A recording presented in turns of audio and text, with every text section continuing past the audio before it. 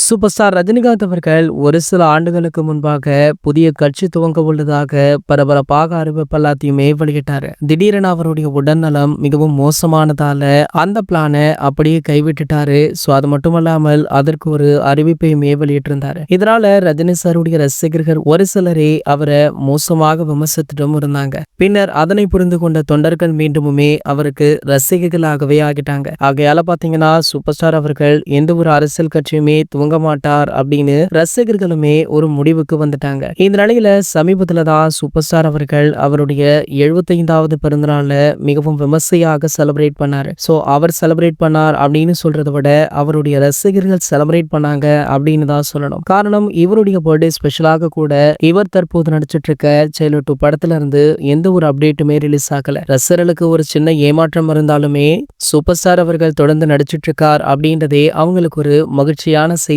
இருந்தது. ஆனால் super star அவர்கள் இன்னும் 2 படங்களுக்கு பிறகு சினிமாவில் இருந்து ஓய்வு பெற போவதாக சொல்லப்படுது. மேலும் பாத்தீங்கன்னா மீண்டுமே அரசியல் கட்சி ஆரம்பிக்கும் பணிகளை ஸ்டார்ட் பண்ணிட்டாரா. கூடிய விரைவிலேயே இதற்கான அறிவிப்புமே வெளியாக இருக்கு அப்படின்ற தகவல் பலருக்குமே அதிர்ச்சியை கொடுத்திருக்கு. சமீபத்துல தான் பாத்தீங்கன்னா விஜய் சார் அவர்கள், அதாவது 2 வருடத்திற்கு முன்பாக விஜய் சார் அவர்கள் அவருடைய கட்சி பெயரை அறிவித்து தற்போது 2026 தமிழக சட்டமன்ற தேர்தலுக்கு தயாராகிட்டு இருக்காரு. இந்த வேளையில தற்போது சூப்பர் ஸ்டார் அவர்கள் திடீரென கட்சி ஆரம்பிக்க போவதாக சொல்லப்படுவது இவருக்கு போட்டியாக இவர் களமிறங்குறாரா அப்படின்ற கேள்வியுமே உருவாக்கி இருக்கு. இது போன்ற செய்திகளை பற்றி நீங்க உடனே தெரிஞ்சுக்க நம்மளுடைய சேனலை மறக்காம சப்ஸ்கிரைப் பண்ணிக்கோங்க.